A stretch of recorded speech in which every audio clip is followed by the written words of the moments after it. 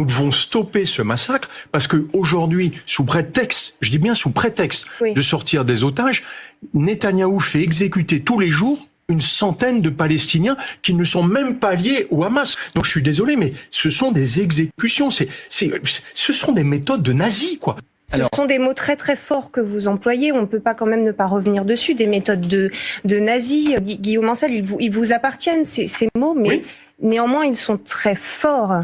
Vous ne les jugez pas en y réfléchissant à nouveau un peu excessif? Il n'y a pas que Guillaume Ancel, puisqu'il y a un mandat d'arrêt, comme vous savez, de la Cour pénale internationale contre M. Netanyahou. Et l'ancien ministre de la Défense, précisément pour ces motifs-là, déplacement de population et blocage de l'aide humanitaire. Donc, et ce mandat d'arrêt a été déjà publié. On connaît la portée symbolique de ces mots lorsqu'il s'agit évidemment de l'État israélien. Ce sont les mots que vous choisissez aujourd'hui. Mais je travaille avec le mémorial de la Shoah. D'accord. Ma marraine est juive, donc le premier qui essaye de me traiter d'antisémite comme Netanyahou, il viendra m'expliquer comment il fait les choses. Ce n'est pas ce que je veux faire. Vous savez la portée de ces mots et à quel point ils sont contestés. Exécuter volontairement une centaine de civils tous les jours, parce que c'est ça que fait Netanyahou aujourd'hui sur la bande de Gaza. Il n'y a même plus de cible du Hamas.